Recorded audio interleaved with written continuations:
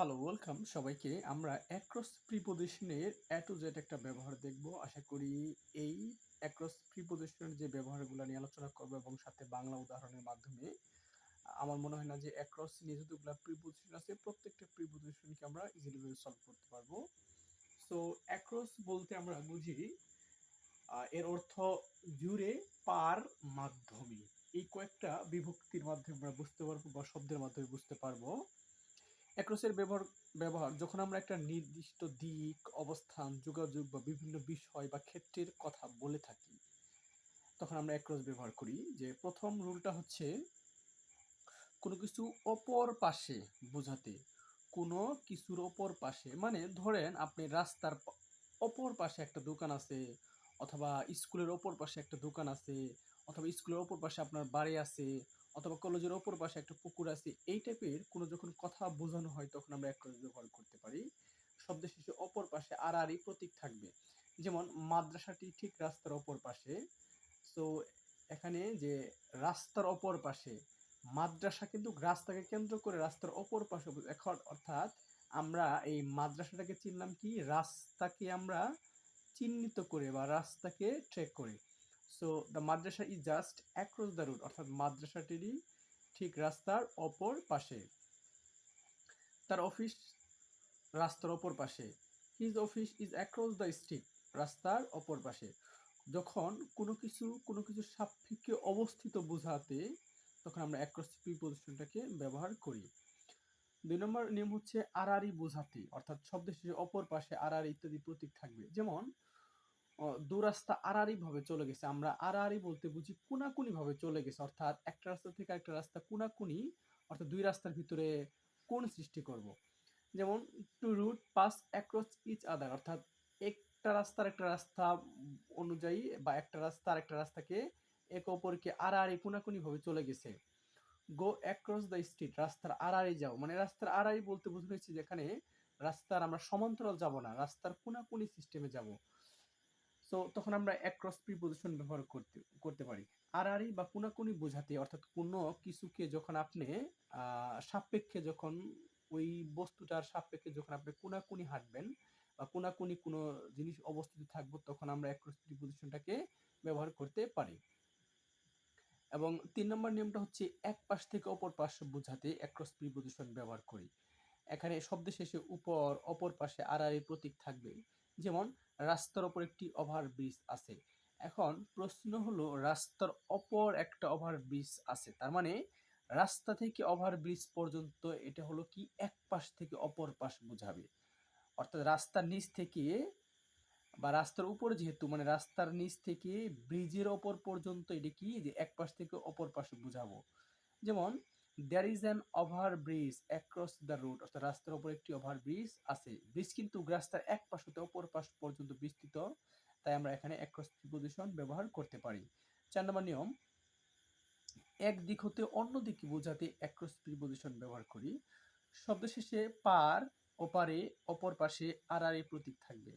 যেমন বিড়ালটি টেবিলের ওপর লাফিয়ে উঠল, সে রাস্তা পার হয়ে গেল। এখন একজন ব্যক্তি যখন রাস্তা পার হয়ে যাব তখন এক বিন্দু থেকে অপর বিন্দুতে যাব এবং কোন একটা নির্দিষ্ট জায়গা অতিক্রম করে, অর্থাৎ আমরা এখানে কিন্তু আমরা রাস্তাতে করছি, পার হয়েছি, তার মানে কি রাস্তা এক পাশ থেকে অপর পাশে গেছি।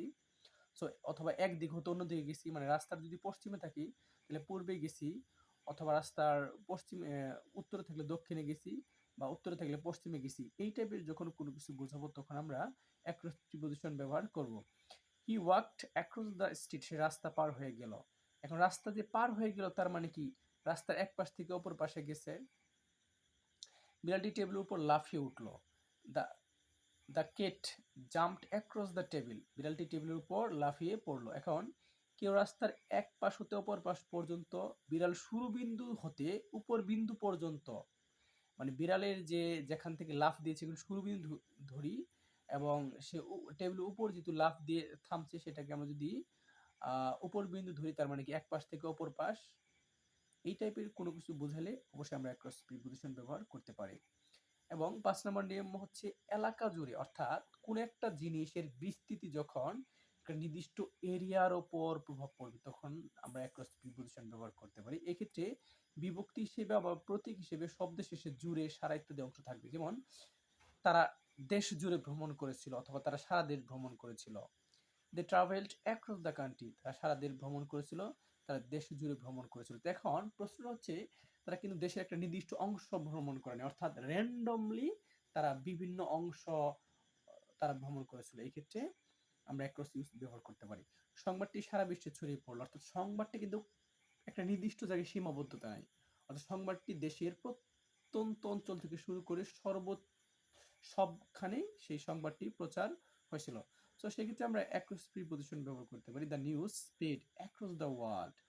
এখানে ভ্রমণ করা যা দেশের এক স্থান হতে অন্য স্থানে বোঝায়, তাই অ্যাক্রস প্রিপোজিশন ব্যবহার করতে পারি।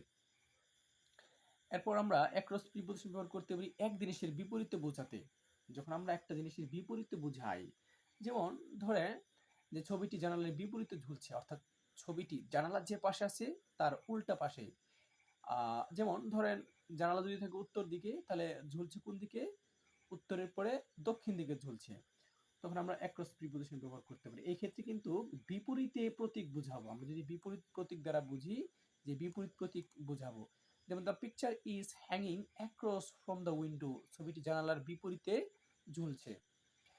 The he sat across from me at the table, সে টেবিলে আমার বিপরীতে বসেছিল। অর্থাৎ আমি যদি পশ্চিমমুখী হয়ে থাকি, সে কিন্তু তাহলে পূর্বমুখ হয়ে বসেছিল। সো এই ক্ষেত্রে আমরা ব্যবহার করতে পারি অ্যাক্রস প্রিপোজিশন ব্যবহার করতে পারি।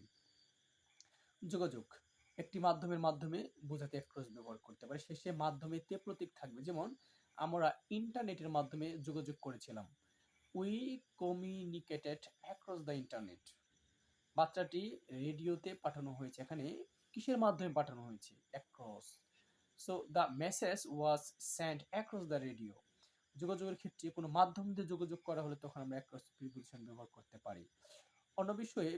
অন্যান্য বিষয় বা বিভিন্ন বিষয় বা ক্ষেত্রে বোঝাতে, যেমন হতে পারে আপনি বিভিন্ন একটা কোনো একটা কাজে দক্ষ। এখন দক্ষ বলতে আপনার অভিজ্ঞতা আছে অনেকগুলা কাজের ভিতরে, সেরকম ক্ষেত্রে যেমন তার বিভিন্ন শিল্পে অভিজ্ঞতা রয়েছে। এখানে বিভিন্ন শিল্পে অভিজ্ঞতা রয়েছে, তার মানে কি এটা বিভিন্ন বিষয় বোঝাবে। হতে পারে সে গান গাইতে অভিজ্ঞ, মানে এটা কিন্তু নির্দিষ্ট করে বোঝানো হয়নি। যেহেতু গান গাইতে বুঝলে অবশ্যই গুড এড হবে, প্রিপোজিশন অ্যাড হবে। সো এটা কিন্তু নির্দিষ্ট করে বোঝায় নাই, অনেকগুলো সমন্বয়ে মিক্সড করা হয়েছে। She has experienced across a wide range of industrial, তার বিভিন্ন শিল্পে অভিজ্ঞতা রয়েছে। কোম্পানি বিভিন্ন সংস্কৃতিতে তার কাজের জন্য পরিচিত। এখন একটা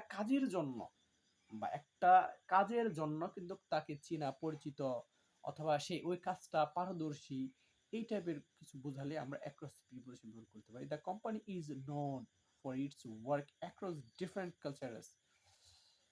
এখানে কারো কোনো বিষয়ে একাধিক গুণ থাকলে তখন আমরা অ্যাক্রস প্রিপোজিশন ব্যবহার করতে পারি। এবং অ্যাক্রসের 9 নম্বর নিয়ম হচ্ছে অনেক সময় ধরে বোঝাতে আমরা অ্যাক্রস প্রিপোজিশন ব্যবহার করতে পারি।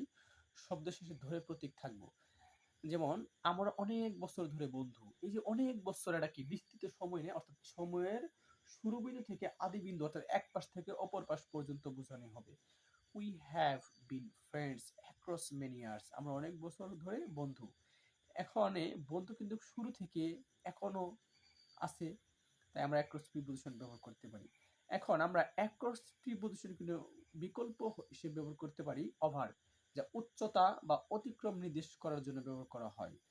থ্রো একটি জিনিসের মধ্য দিয়ে যাওয়া অর্থ প্রকাশ করতে পারে। যেমন তারা বনের মধ্য দিয়ে গেল, এখানে আমরা কি ব্যবহার করতে পারি? থ্রো ব্যবহার করতে পারি, অথবা অ্যাক্রস ব্যবহার করতে পারি। কি জন্য? তারা বনের এক পাশ থেকে অপর পাশ দিয়ে গেল এবং বনের সমস্ত অংশ জুড়ে গেল।